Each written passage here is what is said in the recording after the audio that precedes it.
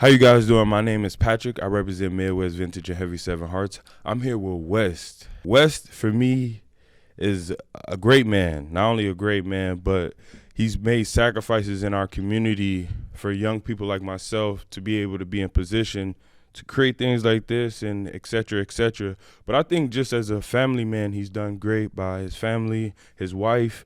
But now he's I want to say running for a big position within our community because it has a lot of ability to change a lot of things that we need to be changed. Also have attention on things that maybe in other communities maybe don't have the same struggles. So for him, he will have detail from he's from where we from, guys, from Chicago. He's actually running for mayor. So a long-winded introduction, but West to me is a great man, and so let's get into. So, how did you come to Madison? Yeah, well, first of all, Patrick, it's an honor to be on your show, man. I'm so proud of you. No, thank you. It's just good to see your progression, and even from the time that, I don't know if you remember, we bumped into you, my wife and I bumped into you on State Street down in Madison one time. Yep. And I think maybe you were in college at that time and just had graduated. Yep. And we were just so proud of you, man. No, so thank you. And I'll say, we prayed for you when you were little. And so to see you now, doing your thing is just a good thing to see. So no, thank you. Yeah. Why did I come to Madison? I'm from the South Side of Chicago originally. Yep. My parents split, and then my mom moved to Bellwood, Illinois. So I went out with her, and but still had good contact with my dad. So Yep. the whole time. You end up going to Proviso West High School. Okay. So which is in the western suburbs. University of Illinois did accept me, but Wisconsin accepted me first. Okay. So that meant something to me. So I decided to come to Wisconsin. I had a relative that went to law school out here. Okay. My aunt. And so I said, all right, this is a Big Ten school. I'm going to come on out and, see what I can do. I originally came out here for medical school. And then it was challenging. Yep. And changed course and went into the sociology school. Okay. And it worked out just fine, man. What type of kid were you as being middle school, high school? What were you known for? Well, I got a sense of humor. Okay. So I think that's probably something. The smile, I usually try to keep my smile. So people a lot of times Yep. say Wes has a good personality. Okay. And I do smile and try to, enjoy life. And I've been like that, and plan to stay that way all the way through my campaign, as a matter of fact. So, yeah.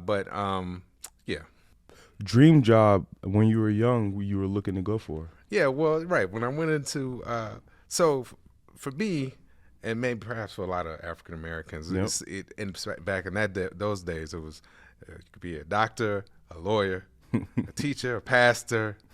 It was kind of some main jobs that were the jobs that people could have. Yep. I didn't know about being a director of. I didn't know about being a director of civil rights or a director of equity and inclusion. I didn't know about those things. So I was going to school to be a medical doctor at that time. Yeah. And so what were your influences growing up? My influences, that's a very good question. My dad would take me to, earlier on we would go to the barbershop. Yeah. And some of the biggest influence was just listen to the conversation, because you could get all different backgrounds and personalities in the barbershop. And it was like a couple of guys always playing chess. Yep. So I was curious about chess. Back then, it wasn't a call and make your appointment. You sit in the barbershop for like 6 hours in order to get your haircut. So, so during that time, you observe a lot. I mean, that was sociology right there. I mean, during that time, you seeing different, you getting some, of course they had on the walls, no cussing, no swearing in here. Yes. No weed in here. No, have all that stuff on the wall. Yep. So just observing the people come in and hearing some of the advice from the barbers was, those are probably some of my earlier influences. My pastor, when I was younger, great influence. My football and wrestling coaches. I've got great stories there. Yep. That's a whole maybe different podcast. Yep. But some of my strongest influence, and of course my parents, were great influences on me. So, just from my own experience, I've always wanted to be like a lawyer or do something very impactful within our community, but the setbacks of education made me, I wouldn't say maybe, it did hinder a little bit of my confidence to feel like that I'm able to do that. What gave you that confidence to want to be in a position like you are now? Well, let me tell you this, Patrick. First of all, it's never over. Yep. Never over. And as far as learning, Yep. life it really is lifelong learning. You should embrace the challenges, but the opportunity to learn more. And I remember when I was in grad school, there were returning students that they had their children, they've been through a full lifespan, Yep. and they decided they just made the decision that they Yep. were going to go back to school, grad school or law school. And so, that's still a possibility. For me, I really try to stay positive, and in a lot of ways, I feel like I'm on a mission. I mean, it's part of my faith, it's part of my belief to do for others, and also use the gifts that I've been given in order to to do the best for other people. Like I said, I was thinking about becoming a doctor, a medical doctor in med school. But then I realized that perhaps a way that I could help heal people best is helping them with their complaints and when their civil rights complaints come in. Yep. Encouraging people. Yep. One thing I noticed is one of our prime sources of complaints is when one individual at a place of employment is trying to elevate and go back to school or something to promote themselves or do better for themselves. Yep. Another group, it may be trying to hold them back and hold them down from that. And a lot of times, the cause would be, I'm being treated differently. Yep. My coworkers are getting upset with me about things that they shouldn't be. And a lot of times I ask, are you going back to school? This has happened more. It's happened many times. Are you going back to school? Or are you trying to get a promotion? Yeah, I am. Oh, okay. Yeah. Also part of the challenges that come up. So, I want to encourage you, Patrick. Enjoy the challenges that come up. You'll get to remind me of that sometime, I bet too. But again, just keep learning. Yeah. And what jobs did you have growing up? Oh, that's another great question. Yep. Well, I could go on the jobs. Well, I worked so to get a perspective on becoming a medical doctor, because that was what I was thinking about. I worked as a lab. I worked in a lab for an ophthalmologist, and my mom got me the job because she worked as an accountant for that same ophthalmologist at University of Illinois Chicago. Yeah. And so part of my job was to help transport the rabbits over and get a chance to get those rabbits as part of the laboratory work. So that was very interesting. I hadn't heard rabbits scream before, but I did hear a rabbit scream one time during that process, and I said, you know what? These are dear rabbits. This is not the job for me. I'm going to let these rabbits be. Yes. Yeah, then, I had other jobs. I worked when I got to the University of Wisconsin, I worked as a student ambassador, gave tour guides. Yep. For the University of Wisconsin. I was a tour guide. So I, walked around campus kind of explaining the history of University of Wisconsin and talked about the buildings and the structure and some of the history there. I worked as a janitor at my old high school for a while. And got to hang out with the janitors, and these are janitors that I would go, so in between my freshman year, I would go back and like over Christmas break, and these are a lot of guys that I didn't get to talk to a lot as a student, but now I'm getting to know them and getting to kind of hang out with them and learn, hey, they're regular people like me and my family. Yep. And trying to do their job. So A lot of great jobs over the time before I got to be an employment specialist at Northport Human Services Department for Dane County. Okay. And so, with coming from Wisconsin, and it's from my, just from my little knowledge, it's not as diverse as maybe some other areas. And so, with you being an alumni there, how important is it for you to represent not only the university but where you come from as being Chicago? hmm Well, I mean, part of it for me is just to be myself. Yep. And that just doesn't change. I mean, that in representing myself in my classwork and in the dialogue and the communications on small committees when I was at the university. Then later, I would get a chance to sit as a student representative on some of the search and screen committees. Yep. And then I got to see a lot of this is about relationships and being able to get along with people, first understanding and listening, Yeah. but also being able to get along and talk to people. I do believe that we are all more similar than we are different. Yep. And most of us care about our families, and we want the best for our families first, and that's how we move ahead. So I really have tried to keep that as a theme for myself. What skills or abilities has helped you become successful? Yeah, well, I would say listening, the ability to kind of be patient and sit back and listen to other opinions. It's something I may have mentioned my own kind of sports background a little bit, but I did wrestle in high school. Yep. And there are a lot of things that you learn, a lot of traits and qualities that you can learn from that sport. Being patient, knowing when to make your move, so to speak. Being able to, there are pins, and knowing when you have a pin versus when you have to go the full distance for something. And I like to carry that over into the work that I do, and I keep that in mind even now. Yeah. Do you have a mentor or anybody that you learn from? Oh man, well, I was reflecting on this because this is Women's History Month. Yep. And so, man, I have so many mentors and just good people. My mom has a great sense of humor, and so she makes me smile a lot about things, and even going through this process or other things that I've done in the past. You say, "Now, Wes, don't get the big head." Now, I was like, "What is the big head?" Like, Wes, when you go through this, don't get the big head, the big head. So she keeps me laughing a lot.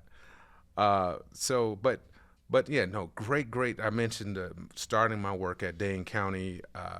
The person who hired me, her name was Brenda Brown, is Brenda Brown, and she was married to Anthony Brown. Anthony Brown was really a great civil rights advocate. He was the leader of the city's civil rights department. Brenda had she had a great ability to try to get things done, and I learned a lot from Brenda. I was that was a great experience. I had a boss when I was an intern, so another job, at the state of Wisconsin. Yep. And her name was Ann Smith. She was a person with disability. She has now passed away. And but she was so influential for me because she reminded us that you can laugh at work. Yep. It was okay to have a sense of humor. Be your full self. Bring your full self to the job. Another thing I remember was, Ann, though Ann had a disability, she had an assistant who used to carry stacks and stacks of papers. Like back then, there was it wasn't electronic, so all of the documents that she needed were carried along with her. Wow. Behind her down the hallway when she was going to meetings, and it was that serious to her. Like she needed her resource information every time she met, and she always took notes for everything. So that was something that I learned from Ann. She was a great leader and a great mentor. I think about the women leaders. Kathleen Falk was a county executive when I moved into the county exec's office. Yep. A female leader, dynamic female leader So just many great examples. Yep. Is there anything that you're working on right now or as being a 2-year plan? 2 year, okay. Well, right now I think as part of the 2 year plan Yep. is I'm running for office. I'm running for Dane County Executive, and so I've worked in the executive's office. I mentioned working with Dane County Executive Kathleen Falk Yep. as a contract compliance officer, and then when Joe Parisi became county executive, I worked in his office as well, and so now I've decided after 25 years of working as a Dane County employee, with my experiences as a police and fire commissioner for 10 years, Yep. served as a community development block grant commissioner for some time for Dane County's CDBG, Yep. and lots of boards and commissions. I felt like now is the time to do that as the current executive, who's done a marvelous job, is retiring. Yep. I felt that now is the time to step in and run. make my run for it. And when you say you're going for it, why? Why not go into another position? Why not go for another field? Yeah. Why run for the position? This video is sponsored by Heavy 7 Hearts. Everything is one of one or exclusive. Our mission is to change the world one trend at a time. If you go to our website, you will see Proud to Pay. This item is for all of our customers that want to support us in our mission. Thank you guys, and we appreciate you. Yeah. Well, there aren't many people that have the scope and perspective that I have, and I had to kind of sit back and realize that the perspective that I have as a department head, the whole budget process and going through the budget process, approval process for my department, developing the relationships with the other department heads and our contractors from the position that I currently hold. I think that when I put all of those pieces together, it just showed me, yeah, I'm fully prepared to run for this position, and now is the time for it.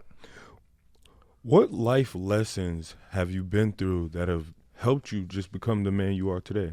Oh, wonderful. It's been many life lessons.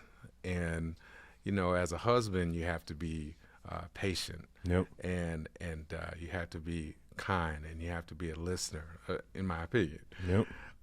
And as a dad, the lessons that I learned, to be patient and kind, and learn from them as they're growing up.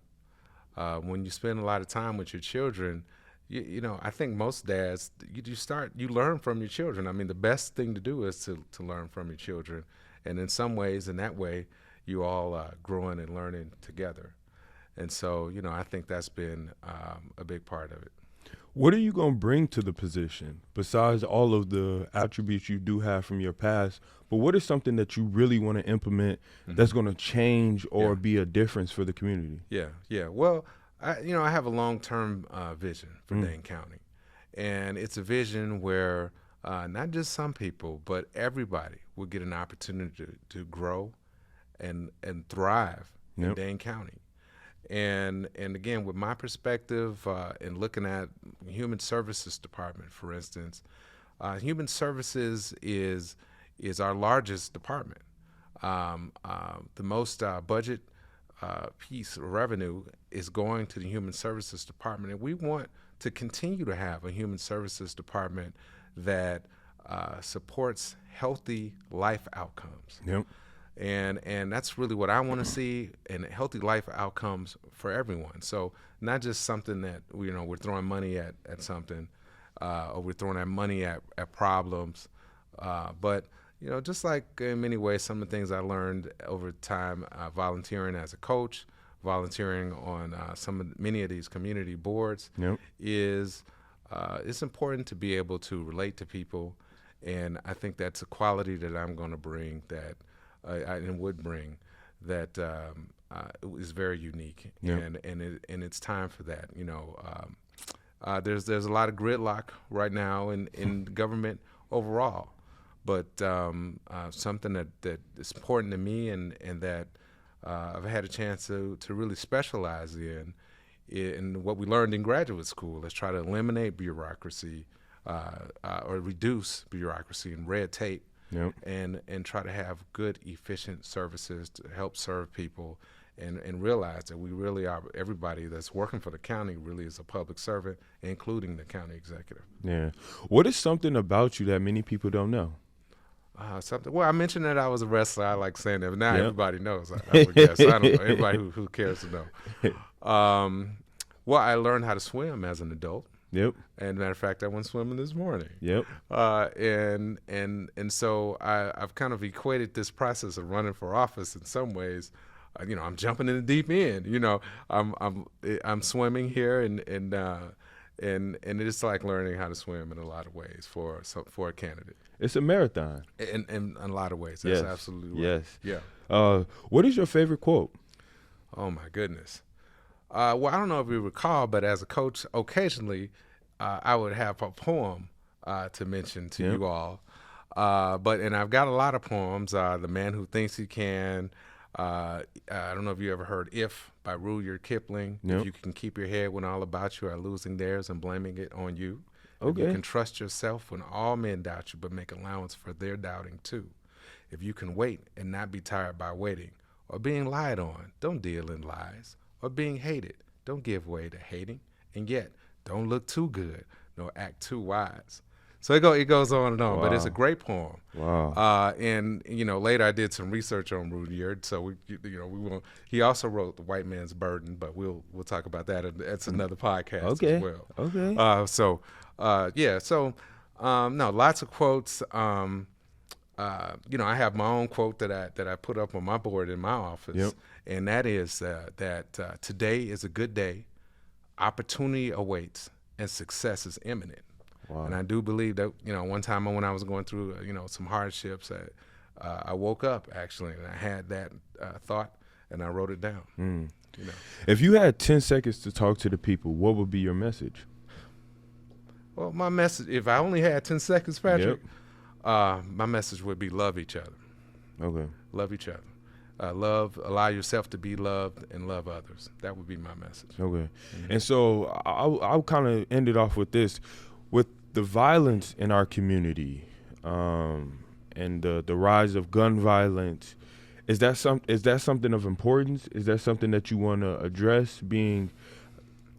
It wasn't as prominent as it is when I was younger. It is now. So is that something that you want to address because it is big in our community? Absolutely. And yeah, I've got my own experiences with that, as a Yep. matter of fact. So I mentioned I grew up on the south side of Chicago, Yep. and so when I would go visit my dad, the neighborhood was progressively. So when I was really small, we would be able to go outside, play Yep. up and down the street. We play in the street, playing football, all the sports, baseball, everything, the alley. Able to have a good time. By the time I got in after a couple years in high school, I remember driving back to my dad's house, and he was kind of looking out. Now, he said, "Wes, they were just shooting out there. Yeah. They were just shooting. You just missed it, man." So I was like, "Oh, okay." He was like, "You good now, but you just missed it." There's something that I constantly thought about as a police and fire commissioner. Yep. And there's no doubt that I would be able to weigh in as a Dane County executive on where the community can be, Yep. and what we can do, Yep. and try to be a positive influence on what the future can be. Yep. So I mentioned love and loving each other. Yep. But I think it. There's a lot to that, but that's something that I would influence in our human services department, but also our public health department, Yep. because we're over, as African Americans, Yep. we are overcoming a lot of things, Yep. and mental health challenges, Yep. and public health challenges and crisis, Yep. disparities in the school, a lack of, for some of us, lack of quality elementary education.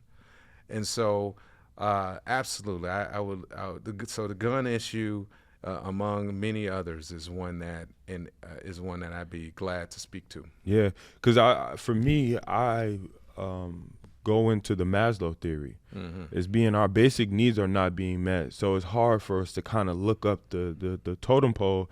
And so I just think with this is why I do this, is being you've given me the opportunity to communicate with you.